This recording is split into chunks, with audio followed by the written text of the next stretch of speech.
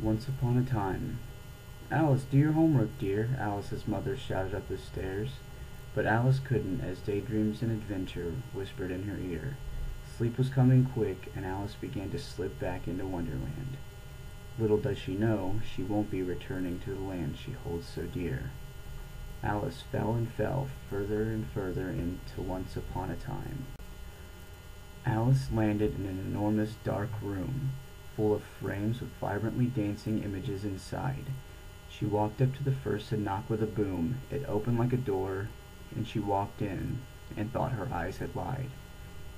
She jumped back as a beautiful girl sped past. Alice noticed the girl had lost a slipper, but didn't stop to help. The door opened behind her and slammed with a blast. The noise was so loud, Alice let out a yelp. Standing but 2 feet from her was Captain James Hook. He twisted his mustache and gave an evil sneer and walked swiftly past. Hook bent down and scooped up the slipper without bothering to look who saw him, while Alice sat there aghast. Hook left almost as soon as he came, and Alice turned to run. She ran and ran until she could almost see the sun. Alice found the girl, Cinderella was her name, and told her the news. Cinderella said, "We must get the slipper I somehow managed to lose." So back to the frame they ran with a flash, left Cinderella's world and jumped into Hook's with a splash. Into the ocean of Neverland they fell, and when the girl surfaced, right past Alice's head flew a little gold ball named Tinker Bell.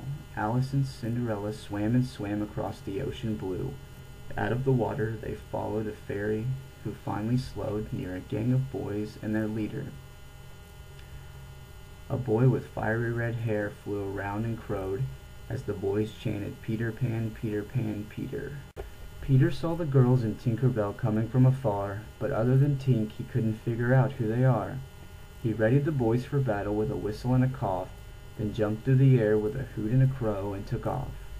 Peter circled once and sensed no harm, and told the boys there's no cause for alarm. The boys waited for Tink and the girls to reach shore, not knowing their story or what was in store. "Who are you, and why are you here?" asked Peter as the girls came near. Alice and Cindy explained their plight with much fear. With every word, Peter's face grew red from ear to ear. "Captain Hook, what was that codfish doing out there?" said Peter as he pulled at his hair. "We don't know, but can you help us, please?" said the girls together, not feeling at ease. Peter agreed, and they devised a plan to get the slipper back from the captain's hooked hand.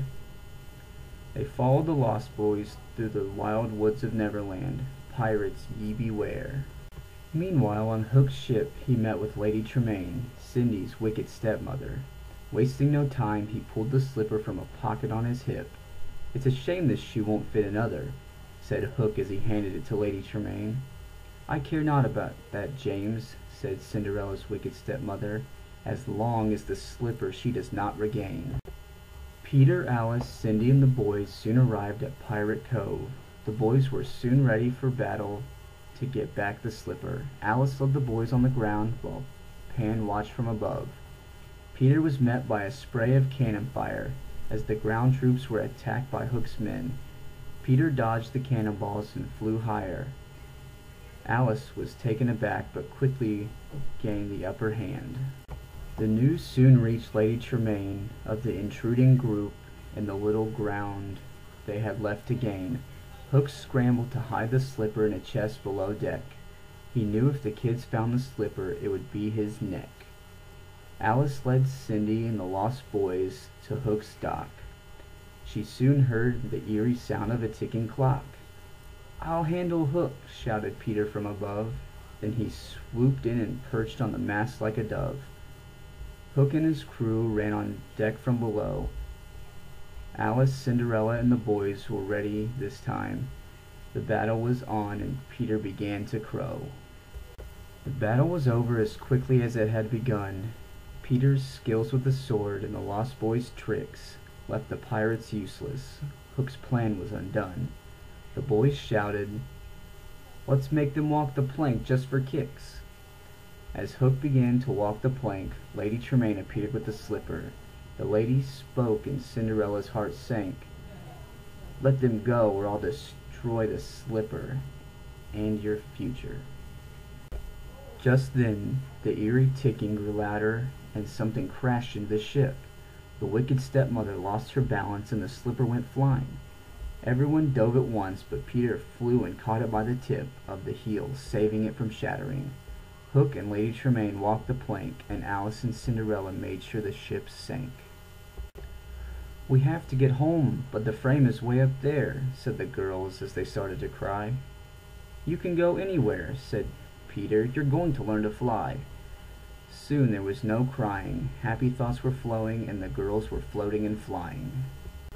The girls said their goodbyes and flew through the frame, knowing their lives would never be the same. As they stepped through the frame, a man was riding by. He stopped and looked with a twinkle in his eye. He saw Cinderella's slipper and remembered her still. Dancing with the girl in glass slippers was quite a thrill. They were to be married, but Alice had to go. She still had her homework to do, and didn't know how long she had been gone. She wished them luck, and then she went on. Alice flew up to the frame from which she fell.